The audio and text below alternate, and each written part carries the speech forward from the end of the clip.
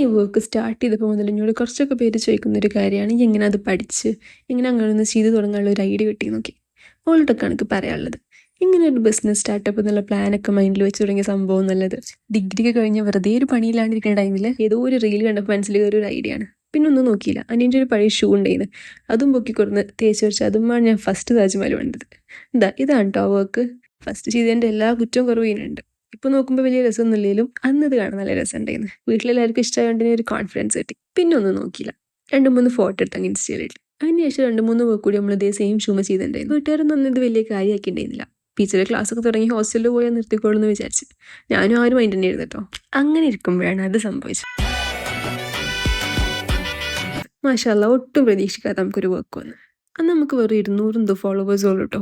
ഒരു customer review റീച്ചോ ഒന്നും ഇല്ലാത്ത വെറും 2-3 പോസ്റ്റ് മാത്രമല്ല നമ്മളെ പേജിൽ നിന്ന് എങ്ങനെ വിശ്വസിച്ച പോലെ ഓർഡർ എന്ന് നിങ്ങൾക്ക് ഇപ്പോഴും അറിയില്ല.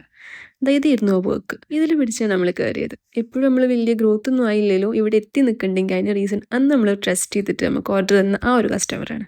നമുക്കുള്ളതാണെങ്കിൽ നമ്മളെ തേടി വരുമെന്ന് പറയില്ലേ, അത്രേ ഉള്ളൂ.